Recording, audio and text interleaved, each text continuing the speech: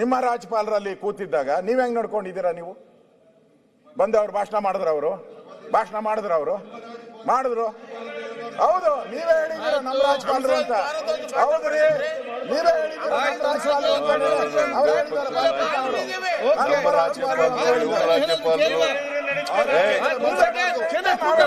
ನಮ್ಮ ರಾಜ್ಯಪಾಲರು ಆಯ್ತು. ನಮ್ಮ ಸರ್ಕಾರ ರಾಜ್ಯದ ರಾಜ್ಯಪಾಲರು ವಿರೋಧ ಪಕ್ಷದ ನಾಯಕರು ಈ ತರ ಎಲ್ಲ ಮಾತಾಡಿದ್ರೆ ಹೆಂಗೆ? ನಮ್ಮ ರಾಜ್ಯಪಾಲರು ಇವ್ರ ರಾಜ್ಯಪಾಲರು ಅಂತಂದ್ರೆ ಹೆಂಗೆ? ರಾಜ್ಯಪಾಲರೇ ನಾಯಕರು ಯಾವ ರೀತಿ ಮಾತಾಡಬೇಕು? ವಿರೋಧ ಪಕ್ಷ ನಾಯಕರು ಈ ರೀತಿ ಮಾತಾಡಬಾರ್ದು. ನಮ್ಮ ರಾಜ್ಯಪಾಲರು ಅಂತ ಹೇಳ್ಬೇಕು. ನಮ್ಮ ರಾಜ್ಯಪಾಲರು ಇವ್ರ ರಾಜ್ಯಪಾಲರು ಅವ್ರ ರಾಜ್ಯಪಾಲರು ಅಂತ ಇದಾರ? ರಾಜ್ಯದ ರಾಜ್ಯಪಾಲರು ಗೆಲೋಟ್ ಅವರು ರಾಜ್ಯದ ರಾಜ್ಯಪಾಲರು, ಮುಖ್ಯಮಂತ್ರಿ ಸಿದ್ದರಾಮಯ್ಯ ನಿಮ್ಮ ರಾಜ್ಯಪಾಲರು ಅಂತ ಇರಲ್ಲ.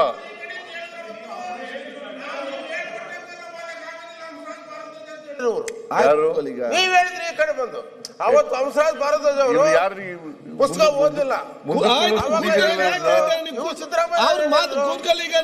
ಬರ್ಕೊಟ್ಟಂಗೆ ನಾವು ಓದಕ್ ಆಗೋದಿಲ್ಲ. ಹೌದು, ಬರ್ಕೊಟ್ಟಾಗ ಓದಕ್ಕಾಗಲ್ಲ.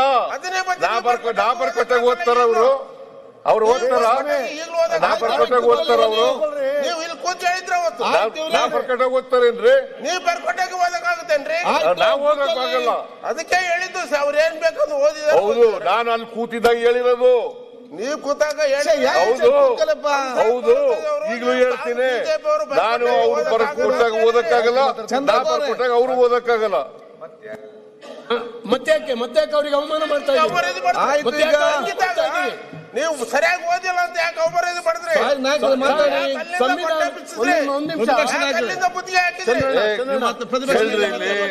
ಇವತ್ತು ಕೂಡ ರೆಡ್ ಅಂಡ್ ರೆಕಾರ್ಡೆಡ್ ಅಂತ ಹೇಳಿದಾನೆ ಹೊರತು ನಾವು ಬರ್ಕೊಟ್ಟಂತ ಭಾಷಣ ಎಲ್ಲನೂ ಓದಿಲ್ಲ.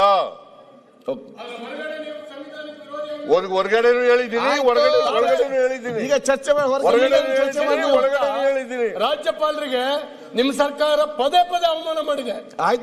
ಅವಮಾನ ಮಾಡೋ ಪ್ರಶ್ನೆನೇ ಇಲ್ಲ. ಅವರು ಈಗಾಗಲೇ ಅವರು ರಾಷ್ಟ್ರಗೀತೆಗೆ ಅವಮಾನ ಮಾಡಿದ್ರಲ್ಲ, ರಾಷ್ಟ್ರಗೀತೆಗೆ ಅವಮಾನ ಮಾಡಿದ್ರಲ್ಲ. ಏನೇನೋ ಮಾತಾಡಕ್ ಹೋಗ್ಬೇಡಿ. ನೋಡ್ರಿ, ರಾಷ್ಟ್ರಪತಿಗೆ ನಾವು ಅವಮಾನ ಮಾಡಿಲ್ಲ,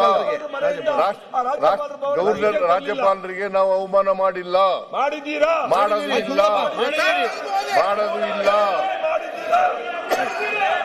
ಇಲ್ಲ. ರಾಜ್ಯಪಾಲರಿಗೆ ಅವಮಾನ ಮಾಡಬೇಕು ಅಂತ ಇಲ್ಲ. ಅವರೇನೆ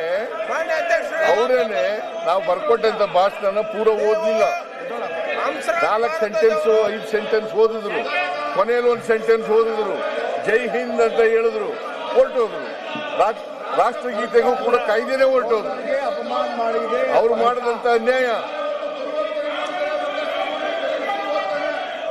ಸಂವಿಧಾನಕ್ಕೆ ವಿರುದ್ಧವಾಗಿ ನಡ್ಕೊಂಡಿರೋರು ಅವರು, ನಾವಲ್ಲ. ನಾವು ಅಲ್ಲಿವರೆಗೂ ಕೂಡ ಹೋಗಿ ಬಿಟ್ಬಿಟ್ಟು ಬಂದಿದ್ದೀನಿ.